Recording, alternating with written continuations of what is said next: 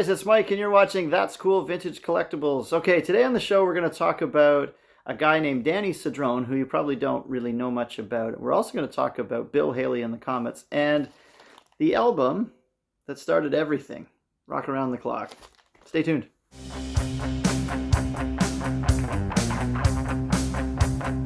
So in 1952, Danny Cedrone is living in New York City, and he gets a call to do session work with a band from Pennsylvania called Bill Haley and his Saddlemen. And they go in and record a song called Rock the Joint. And this is the reissue of Rock the Joint. This came out in the 50s, maybe about 55, 56, on Decca. But the original was on a 78, and the Saddlemen was very regional, and it's really hard to find. But the guitar solo on Rock the Joint is a very important one, and it's because that guitar solo was reused later in the mid-50s when Bill Haley went in to record his next track, which was Rock Around the Clock. And Rock Around the Clock, of course, is a well-known song. If you've ever seen the TV show Happy Days, that's the theme song. But it was popular at the time for a movie called Blackboard Jungle, and I'll have another video on that coming up. But Danny Cedrone plays the guitar solo in Rock Around the Clock, and it's the identical solo from Rock the Joint that was done in 1952. And the story goes, when they were getting together to do the session, Bill requested that he go and just redo the solo that was previously recorded because it was such a regional track, and this was going to be a bigger song. He wanted that same sound and that same solo. Why couldn't he get anybody else to do it? Well, if you listen to the track, Rock Around the Clock, it's insanely good. And the speed and clarity of the picking of Cedrone is just off the charts. He's playing jazz-influenced stuff at the beginning, swing stuff in the middle, and rockabilly licks throughout the whole thing. It's just a crazy solo, and it remains one of my favorite guitar solos of all time. And I think if you listen to Rock Around the Clock and just concentrate on that guitar solo, you'd be amazed how modern it sounds for a song that really helped to define the genre itself of rock and roll. So you might be thinking, well, if Danny Cedrone was so good, why don't we know him? Why don't we know any other material? Well, the answer was there wasn't any. He passed away shortly after that recording, and it was such an untimely death that he was in his early 30s. And there's contradicting reports of how this happened. One report says he fell down a flight of stairs, and another report said he fell off a ladder while fixing something in the gutters on his house. And what can be confirmed is he broke his neck and passed away from that fall. And unfortunately, that would have been the last recordings that he ever did. And they were so good, and it was such a unique style that as a guitar player, he was very hard to copy. And at that time, Bill wasn't hiring full-time guitar players anyway. And Cedrone only got compensation of $21 for doing his session with Bill, and was never hired full-time to begin with as a Comet. And any replacement guitar players could never play his part because it was so uniquely his own and very different. So it was never accurately reproduced in a live setting with the Comets, and whoever was sitting in on guitar would often just change the solo. A lot of the audience probably didn't notice. But that is the story of Danny Cedrone. And so, of course, Bill Haley becomes a huge superstar, thanks in part to a movie called Blackboard Jungle. Let's take a look at that. So an item in my collection is the original lobby card for the movie Blackboard Jungle. And Blackboard Jungle was a high school sort of themed movie. And the soundtrack for the movie featured Rock Around the Clock by Bill Haley, and this became a huge part of the success of the movie. And of course, back then in theaters, we don't have the huge posters like you do now, and lobby cards were very, very common at the time, and they're just a small thing that would slide into a listing of a whole bunch of these, because movies weren't also that long either.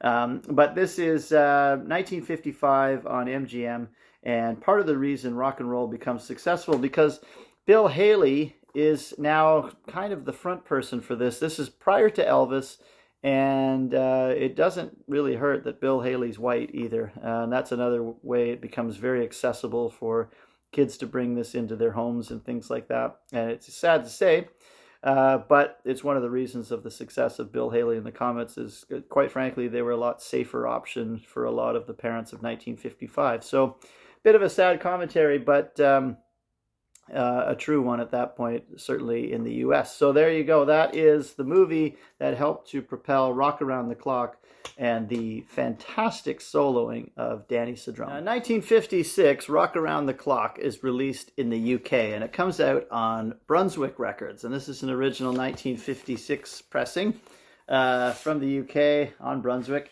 And you can always tell the early UK lacquered pressings, they had a little sticky.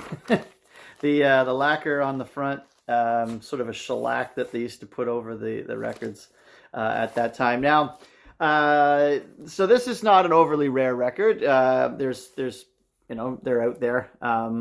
What makes this one unique is the woman I bought it from told me a story about this record when I got it, and it was one of her family members. So I bought this at a flea market, and the woman who sold it to me said, "Well, that's actually a family heirloom." And I said, "Oh, okay. What's the story?" And she told me that this record was purchased in the UK, obviously.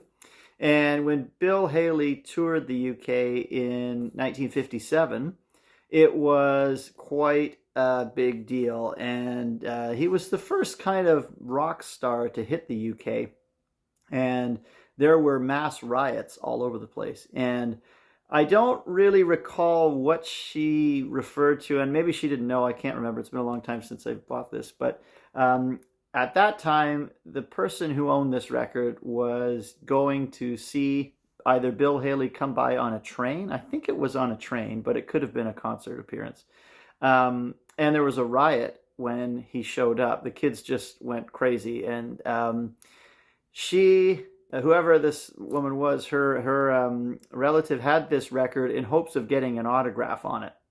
And of course that never happened, and it was just a complete riot, and everybody went completely mad. But it got ripped during the riot and was torn and actually stepped on. The album still plays just fine, believe it or not.